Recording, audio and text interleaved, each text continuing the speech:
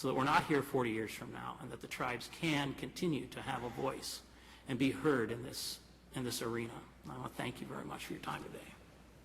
Thank you very much, Mr. Hamilton. I've been in Congress 32 years, so I'm not sure when those 40 years began or ended, but maybe I'll see the full 40 years, God, and the voters willing, of course, on that.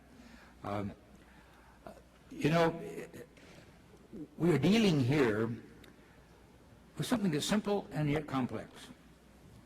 We clearly, and I never leave home without it,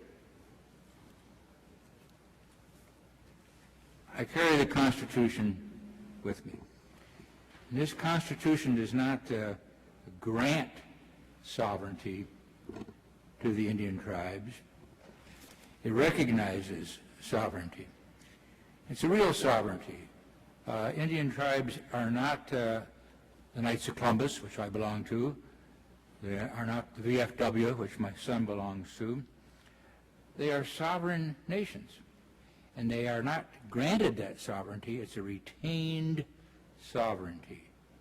And it's recognized in the Constitution in two different places, where it talks about the Constitution and all treaties entered into by the supreme law of the land. Article 1, Section 8 of the Constitution says, "The Congress shall have power to regulate commerce with foreign nations and among the several states and with the Indian tribes."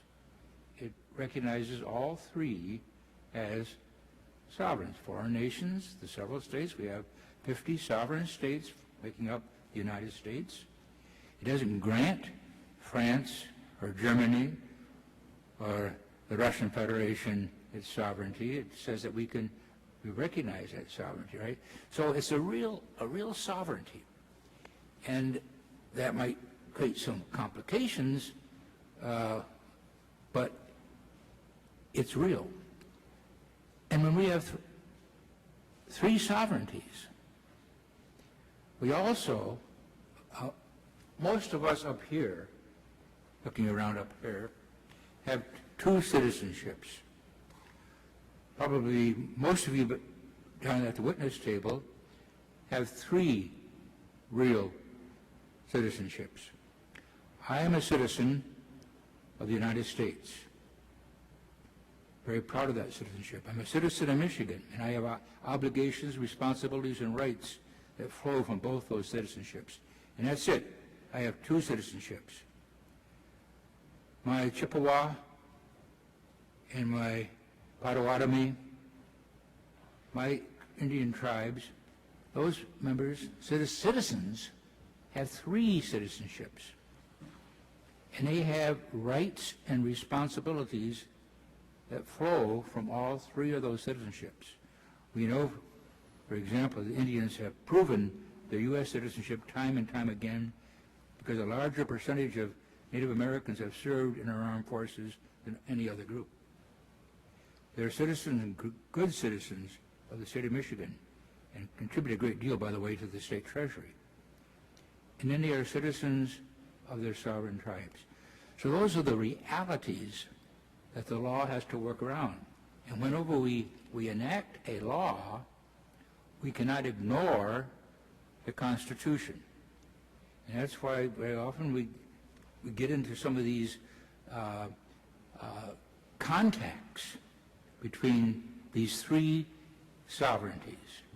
And it might create some difficulties, but they are difficulties that are based upon the Constitution itself. So I appreciate all of you struggling with this, defending your sovereignty, and recognizing the sovereignty when you deal with the Indian tribes. It's extremely important. And that's true on the state level. I think all the schools really pretty well accept the AYP program of the states. But the state, when it has these Indian schools, is required to sit down in good faith and talk to the Indian schools, the Indian leaders, in good faith and try to work out what standards and testing the AYP will be on the state level. That's a requirement. And then when the Secretary of the Interior is looking for alternatives to that, he or she has the obligation to sit down, sovereign to sovereign, one not more equal than the others. You can't be more equal. You're either equal or not equal, right? Sit down and discuss and try to find some common agreement. And that takes patience. When we negotiate with France, that takes patience. When we negotiate with the Russian Federation, it takes patience. But I think we have to recognize that we sit down, that person on the other side of the table is, oh gosh, we got more work to do. These Indians want something. No, these sovereigns want something. And that sovereignty is guaranteed by the U.S. Constitution. And I think that's the attitude that we have to take in. And then perhaps we can make some progress. And it won't always be easy when you have to recognize the other side has an equal voice at that table. And you have to reach agreement, not an imposed agreement. When you get a memorandum of understanding, it can't be something that's handed to say, this is our understanding, right? It's a memorandum of understanding based upon mutual agreement. That's very important. So the Indians have the obligation to protect their sovereignty. Those who are not representing the Indian tribes directly have an obligation to recognize that and address the matter in that fashion. Let me ask this. That's my sermon today, but I spent some time in a seminary, so I do preach a bit at times. But